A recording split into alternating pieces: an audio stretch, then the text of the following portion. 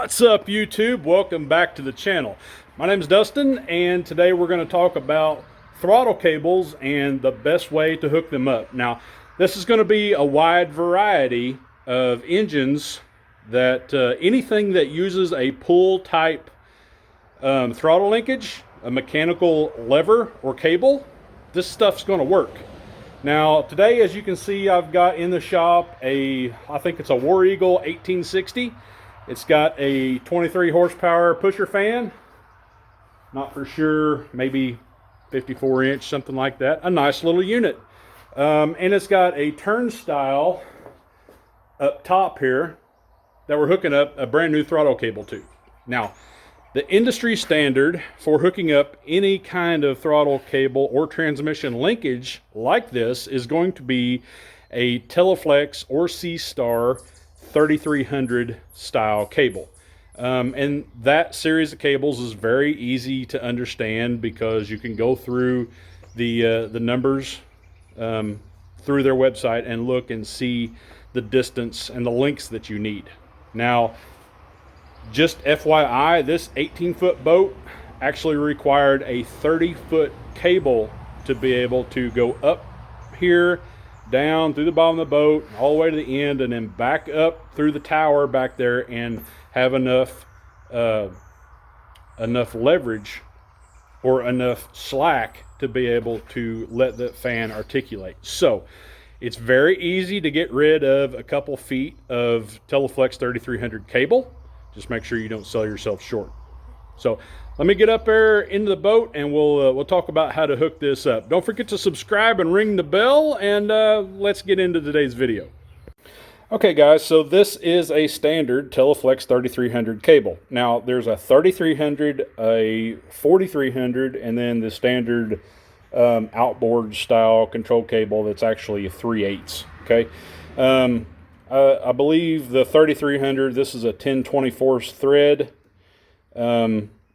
The 4300, I think, is a 5/16 or 1/4 inch, maybe 1/4 inch. And then the 3/8 outboard control steering standard cable. Okay, that's like a 3/8. So there's a handful of things you need to know about these cables. One is don't kink them.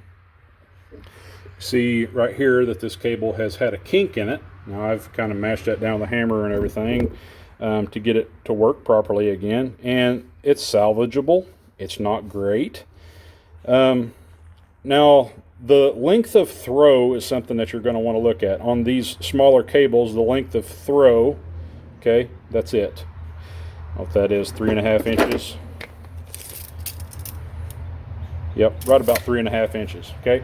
On a 4500 is going to be a little longer, and then on a 3/8 cable, those will vary. You can get those 4 inches on up to 8-inch throw. All right, and that's going to be about the max. Aside from kinking the cable, you want to make sure that you don't bend the cable in a very tight manner. Now, as I'm holding up here, this would be considered about a 10-inch, 12-inch circle. Okay, they say not to bend this any tighter than an 8-inch circle. To me, that's pretty damn tight. I don't think I would want to attempt to get very long lifespan out of one that was made that tight. You can see on these cables there are 3 sections. Okay, this section being the end of the cable that actually slides in and out, a sleeve, and then the outer sleeve, which has the heaviest piece of metal. And then there are also 2 rubber grommets that protect those sleeves. Okay, make sure that you keep these sleeves on both ends of the cable. I don't care if you only boat in fair weather. I don't care if you keep your boat inside or whatever piece of machinery we're talking about. Skid steer, airboat, whatever, lawnmowers, anything that you're running a power motor and you need remote steering, you can use these cables. Okay, make sure you keep these rubber grommets on there to protect the interior liner and the interior cable. Although these outer portions are stainless, the inner cable is not, and it is just inside a plastic or a Teflon liner. Once that interior begins to rust begins to fall off, and it makes these cables very, very difficult to maneuver. If you get one that's seized up, a cable like this will cost you anywhere from $40 up to $80. This particular cable is about 30 feet and was 75 bucks. Okay. Teleflex, C-Star, Moroso, there's a couple others. In my experience, most of them are the same. There's a new one that I've seen here recently that's blue and kind of ribbed, coming from China. Don't buy that. Speaking from experience, don't buy that. But long story short, let's make this a short one. There are a handful of ways to mount these cables. This would be a cable clasp, okay, and it will go right here on this joint, okay, and then the metal clasp has two little detents.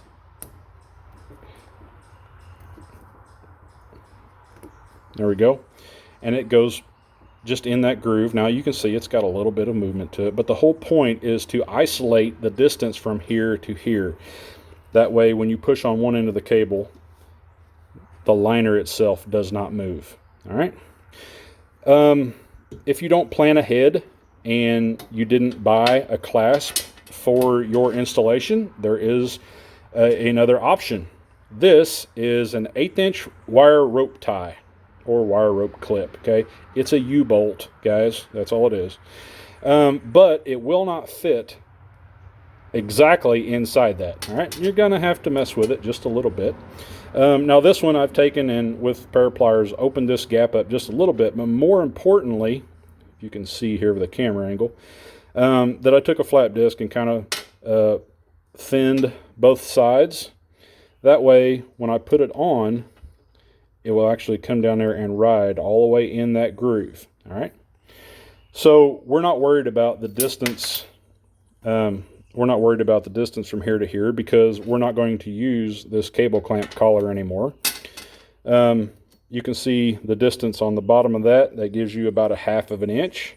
Okay. So mount this to an 1/8 inch aluminum plate, put the nuts on the bottom of it, and you're going to be golden. All right.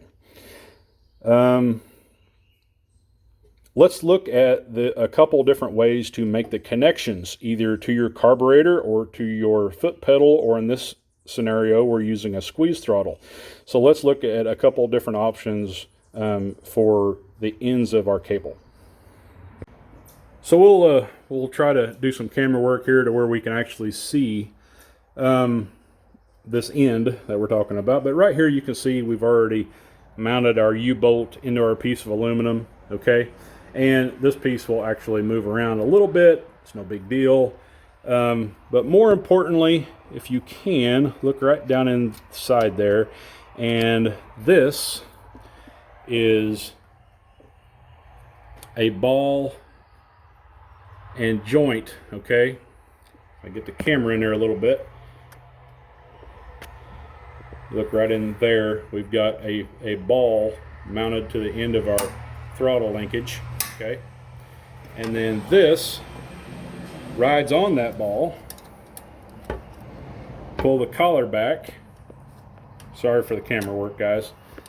Pull the collar back and then let the collar go, and it goes back up around that ball, and our push-pull cable can push and pull that. All right. Hopefully you guys can understand how that works. Get my hand in there a little bit. Okay, there, I got my collar completely forward. All right, so that is a ball and socket style. Now, you not only have to have the socket, you have to have the ball stud, all right, to mount in your linkage. It's a great option. Probably the most reliable option, all right. No moving parts, and it's very easy. If you need to remove this, all you have to do is pull the collar back and then pop it off. All right. You can see the profile of that ball stud there very well. There you go, one-handed, pushed it right back on there. All right, now let's go back up here to the other end of the boat. So on this end of the cable, we're actually using a squeeze throttle, okay, and we've not mounted anything yet. This is just a bicycle brake lever, okay, and we've welded a piece of aluminum on here to be able to run a bolt through a clevis.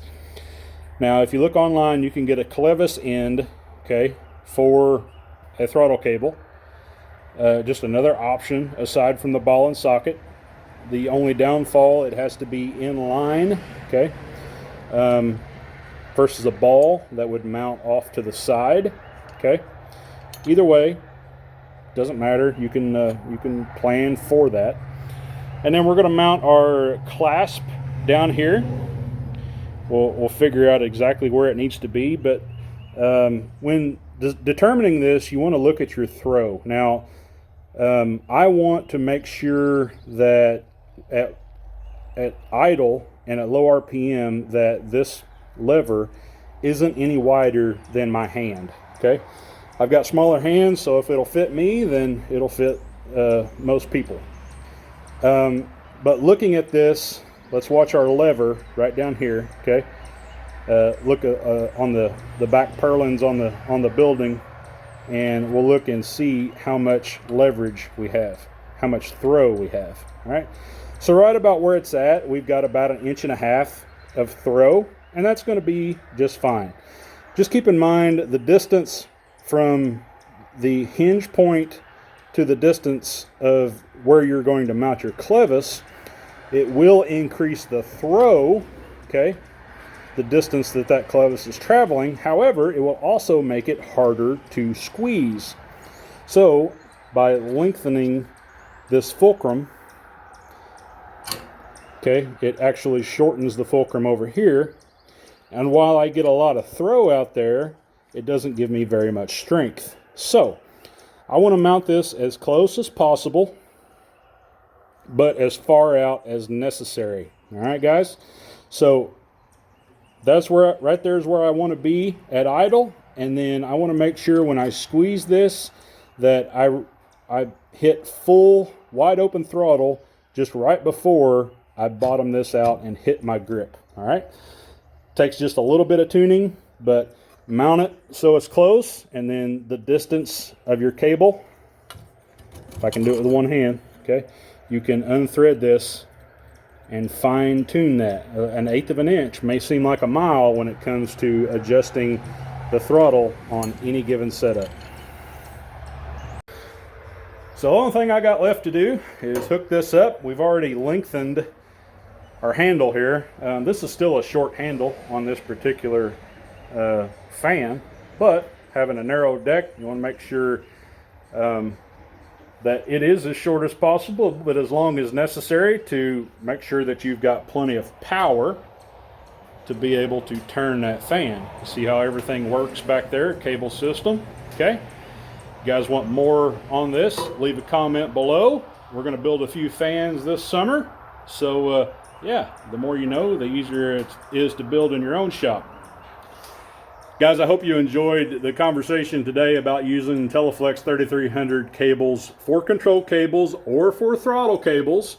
If you need reverse tension, you can always mount a spring either here on the throttle or back there on the linkage on the carburetor.